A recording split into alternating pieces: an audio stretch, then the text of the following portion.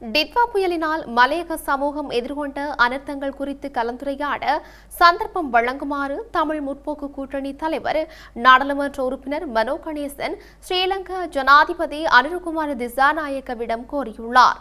இது தொடர்பாக அவர் ஜனாதிபதிக்கு கடிதம் ஒன்றை அனுப்பி வைத்துள்ளார். இலங்கையில் ஏற்பட்ட இந்த விதிவிலக்கான சவாலான தேசிய நெருக்கடி காலத்தில் ஜனாதிபதியின் தீர்க்கமான தலைமைத்துவத்தை பாராட்டுவதாக மனோ கணேசன் குறிப்பிட்டுள்ளார். புயல் அனர்த்தத்தினால் கண்டி, நுவரெலியா, பதுளை, மாத்தளை மற்றும் அதனைச் சூழவுள்ள பகுதிகளில் உள்ளவர்கள் மிக மோசமாக பாதிக்கப்பட்டுள்ளனர். குறிப்பாக காணி உரிமை, வீட்டு வசதி, கல்வி, சுகாதாரம் மற்றும் வறுமை ஒழிப்பு ஆகியவற்றில் ஒப்பீட்டளவில் குறைந்த மற்றும் சில துறைகளில் எதிர்மறையான மனித அபிவிருத்தி சுட்டன்களை மலையக சமூகம் தொடர்ந்து பதிவு செய்து வருகின்றது என மனோ கணேசன் தெரிவித்தார்.